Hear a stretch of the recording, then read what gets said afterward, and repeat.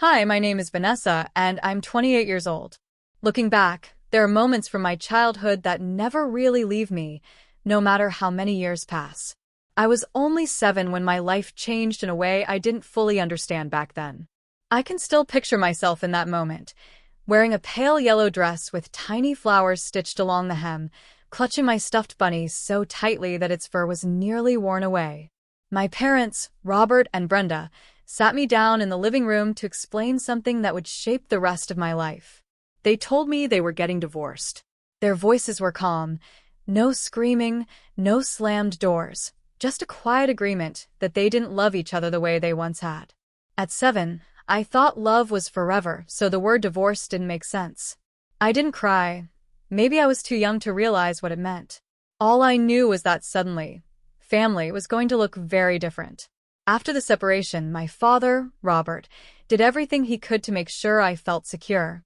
He promised that no matter what happened, he'd always be there for me. And true to his word, he was. My mother, Brenda, seemed distant even in those early days. She smiled when she had to, but I often felt like her mind was somewhere else. Not long after, my father met Jennifer. She was warm, steady, and had a natural way of making people feel seen. She also had a young son, Ethan, who quickly became more than just a stepbrother. He was the kind of little brother I didn't even know I needed. Around the same time, my mother remarried too. Her new husband, Mark, wasn't cruel outright, but there was always a sharpness in his presence, an undercurrent of disapproval that made me shrink into myself whenever he was around. A few years later, Mom and Mark had a daughter together, Megan. From the very beginning, Megan was the center of their world. At 7 years old, I didn't yet realize how these two families, one built on genuine care, the other on neglect and favoritism, would shape everything about who I became. What I did know, even then, was that I already felt split in two, one half welcomed, the other half invisible. Growing up between two households felt like living in two separate worlds.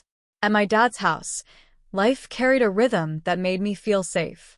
Jennifer treated me like her own daughter, never forcing, never pretending, just showing up every single day with small gestures that made a difference. She remembered the snacks I loved, helped me with school projects, and cheered louder than anyone at my school events. Ethan, though younger, was a constant companion. We played games, did homework side by side, and bickered like real siblings, but always ended up laughing again. Dad never missed a parent-teacher meeting, never forgot a recital, and always made sure I knew he was proud of me. Mom's house, however, was a different story. From the moment Megan was born, I felt myself slipping into the background. My mother, Brenda, poured every ounce of energy into her new family with Mark. Their attention revolved around Megan, their miracle child. I'd sit quietly in the corner while Mark told jokes at dinner, and my mom doted on Megan, as if I wasn't even there. When Mark did acknowledge me, it was usually with a critical remark. "Why can't you be more like your sister?" Or, "Don't bother your mom, she's tired." The contrast was impossible to ignore. At Dad's house, I was celebrated for who I was. At Mom's, I was an afterthought. The older I grew, the sharper the divide became. I learned quickly that if I wanted warmth, encouragement, or even basic recognition, I would only find it with Dad, Jennifer, and Ethan. Mom's house was a place I simply existed in, tolerated, but never truly loved. Still, I kept hoping she would notice me again, that maybe one day she'd remember she had 2 daughters. But deep down, a small voice had already started to whisper the truth. I was part of 2 families, but only one of them really felt like home. As the years passed, the difference between my 2 families became more painful. At Dad's house, every achievement I had, big or small, was celebrated. But at Mom's, my accomplishments barely registered. I'll never forget the day of my middle school graduation. I scanned the crowd from the stage, heart racing with excitement, looking for my mom. She never showed. Instead, it was Dad, Jennifer, and Ethan waving wildly, cheering my name like I was the star of the show. Later, Mom claimed she had too much going on with Megan's dance practice. The word stung more than she probably realized. Another time, When I earned recognition for high grades and a partial scholarship program, I ran home eager to share the news. Brenda listened for a moment, then sighed and said, "That's nice, but Megan has her big recital this weekend. Let's not take away her spotlight." It felt like my achievements were disposable, something that could be brushed aside just because Megan demanded attention. Birthdays and milestones turned into empty days. On my 16th birthday, I remember waking up with a quiet hope that maybe, just maybe, Mom would remember. Instead, she rushed around the kitchen making pancakes shaped like stars for Megan, who wasn't even the one turning a year older. When I reminded her, her eyes widened like she had genuinely forgotten. "We'll celebrate later," she promised. Later never came. Each dismissal left cracks in me, and over time I learned to stop expecting anything. I stopped asking her to attend events, stopped telling her about my grades, and eventually stopped sharing my dreams altogether. The more invisible I became in Brenda and Mark's home, the more I clung to Dad and Jennifer. They reminded me daily that I mattered, that I had a future worth fighting for. Still, no matter how hard I tried to shield myself, the truth cut deep. The people who should have loved me unconditionally treated me as if I were just passing through. And every time it happened, it left a scar I carried quietly inside. By the time I reached high school, I had learned to pour all of my energy into things I could control: my studies, my part-time jobs, and the future I wanted to build for myself. While Megan basked in attention for her smallest achievements, I built silent victories in the background. Teachers praised my determination, and mentors encouraged me to think bigger than the life I'd been handed. It was around then that I discovered my passion for architecture. I loved sketching buildings, studying city skylines, and imagining how spaces could be transformed. The idea of designing something lasting, something no one could take away from me, lit a fire inside. Dad and Jennifer noticed my interest right away. For Christmas one year, they surprised me with professional drawing tools and a book on famous architects. I cried that night, not because of the gifts themselves, but because they saw me. They noticed who I was becoming. Ethan became my biggest cheerleader. He'd sit next to me at the kitchen table while I drafted practice floor plans, pretending to be my first client. "I want a treehouse that looks like a castle," he'd say, and I'd sketch it out for him, laughing at his wild requests. Even small moments like those reminded me that I wasn't alone. Meanwhile, at Mom's house, my dreams were brushed aside as silly hobbies. Mark often scoffed, saying things like, "Architecture? That's a luxury career. Megan will be a doctor one day. Now that's real success." Mom rarely defended me. Instead, she nodded along as if my aspirations didn't matter. The dismissal hurt, but it also fueled me. If they couldn't believe in me, then I would believe in myself twice as hard. With Dad and Jennifer's support and advice from my Uncle William, who worked in real estate, I set my sights on college. I took extra shifts at a cafe, saved every dollar I could, and pushed myself through advanced classes. Every late night spent bent over my desk, every early morning shift at the cafe, felt like a step closer to the life I wanted. I told myself that one day I would build something of my own. A life, a career, maybe even a home, something no one could erase me from, the way my mother so easily erased me from hers. Just as my future started to take shape, the cracks in Mom's household widened into something I could no longer ignore. By then I was in college, balancing my studies in architecture with long shifts at the campus cafe. Dad and Jennifer helped whenever they could, and William guided me on how to save wisely. Over time, I built up a small but steady savings account, money I planned to use for my first big step after graduation, either a down payment on a home or seed money to launch my own design studio. Word of my progress eventually reached Brenda and Mark, and their sudden interest in my life felt strange after so many years of neglect.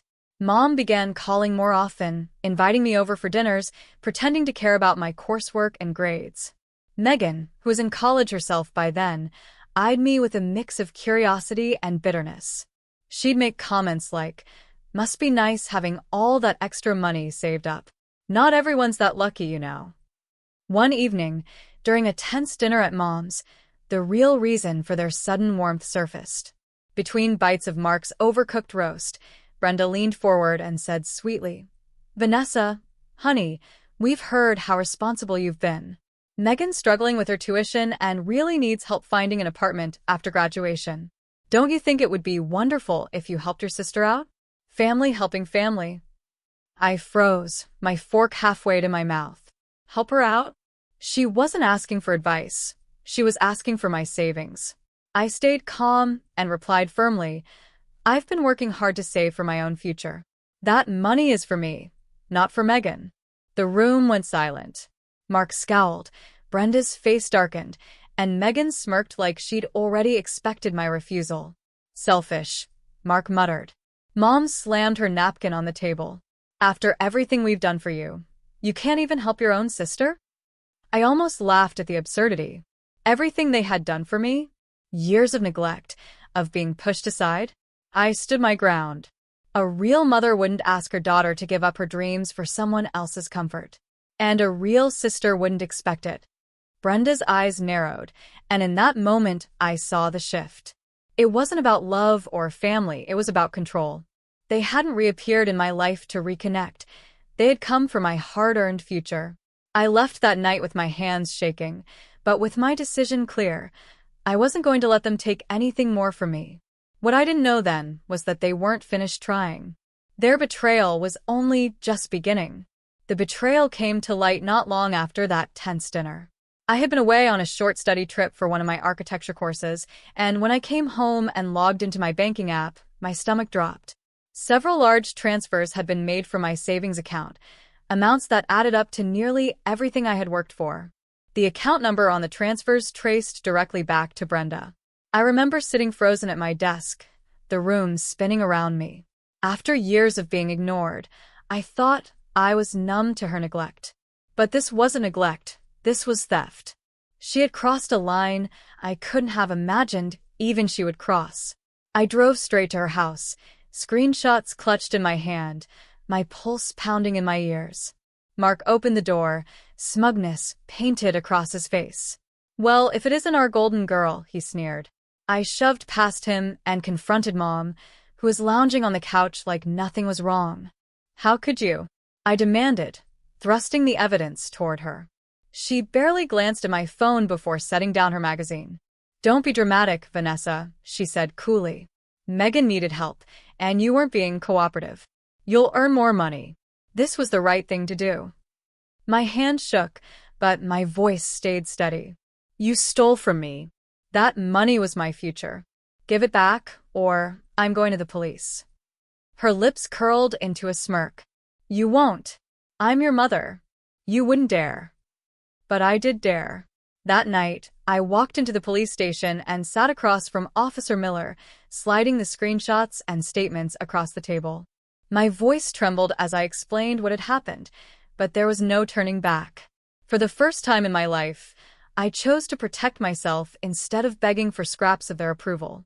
The case moved quickly. With evidence as clear as mine, Brenda and Mark couldn't hide. In court, Mom tried to play the part of the remorseful parent, shedding crocodile tears as she spoke of maternal instincts. The judge wasn't moved. Brenda and Mark were ordered to return every stolen dollar and were handed a suspended sentence for fraud. On top of that, I secured a restraining order. For the first time, legal boundaries reinforced the emotional ones I had already set. Walking out of that courthouse, I felt an unfamiliar mix of grief and liberation. Grief for the mother I had always wished for, and liberation because I finally accepted the truth. She never was, and never would be, that person. I didn't lose a family that day. I protected myself from people who had never truly been mine. After the court case ended, something inside me shifted. For years I had carried the weight of trying to win Brenda's love, of hoping Mark would someday respect me, of wishing Megan might see me as more than competition. But once the legal battle was over, I stopped carrying that burden. I had been set free. With my savings returned, I doubled down on my goals. I graduated from my architecture program with honors, and thanks to William's guidance, I was introduced to people in the real estate and construction world who respected my talent rather than my family ties. I secured an entry-level position at a respected firm and threw myself into the work. While others left the office at 5, I stayed late refining designs and solving problems no one else wanted to touch. Slowly, my reputation grew. Clients began requesting me by name, and within a few years, I had moved up faster than anyone expected. My first big bonus felt surreal. Instead of spending it on myself, I decided to give back to the people who had been there all along. I bought Dad a set of brand new golf clubs to replace the ones he had been using since before I was born. I surprised Jennifer with a spa weekend, her first real break in years, because she was always taking care of everyone else.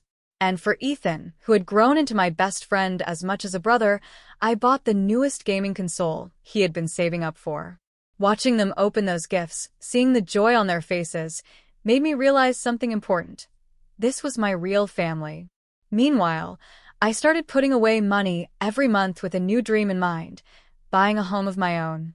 A place that no one could take from me, a place where I didn't feel like a guest or an afterthought.